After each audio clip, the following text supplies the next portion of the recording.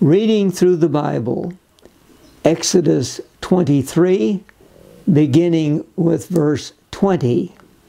And this is where God's angel is to prepare the way for them to take over the land. See, I am sending an angel ahead of you to guard you along the way and to bring you to the place I have prepared. Pay attention to him and listen to what he says. Do not rebel against him. He will not forgive your rebellion, since my name is in him.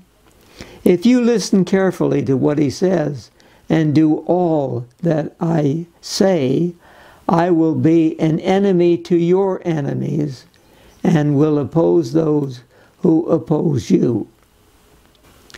My angel will go ahead of you and bring you into the land of the Amorites, Hittites, Perizzites, Canaanites, Hivites, and Jebusites, and I will wipe them out.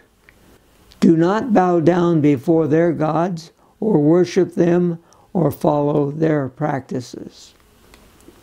You must demolish them and break their sacred stones to pieces. Worship the Lord your God, and his blessing will be on your food and water. I will take away sickness from among you, and none will miscarry or be barren in your land. I will give you a full lifespan.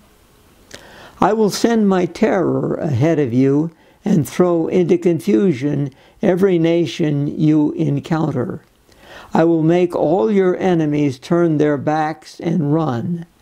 I will send the hornet ahead of you to drive the Hivites, Canaanites, and Hittites out of your way. But I will not drive them out in a single year, because the land would become desolate and the wild animals too numerous for you. Little by little I will drive them out before you, until you have increased enough to take possession of the land. I will establish your borders from the Red Sea to the Sea of the Philistines, and from the desert to the river. I will hand over to you the people who live in the land, and you will drive them out before you. Do not make a covenant with them or with their gods. Do not let them live in your land, or they will cause you to sin against me, because the worship of their gods will certainly be a snare to you.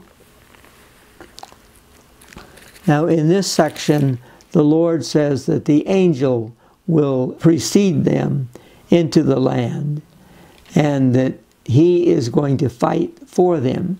So there is nothing that they need to fear, because he's preparing these hornets to go ahead to drive the people out of the land. But he also cautions that he's not going to do it immediately, but over time, so that the animals, wild animals, do not increase too much. And then he gives the dimensions of the land, from the Red Sea to the Sea of the Philistines.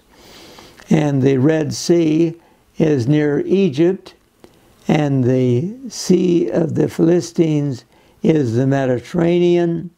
And from the desert to the river, this is from the Southland to the Euphrates River.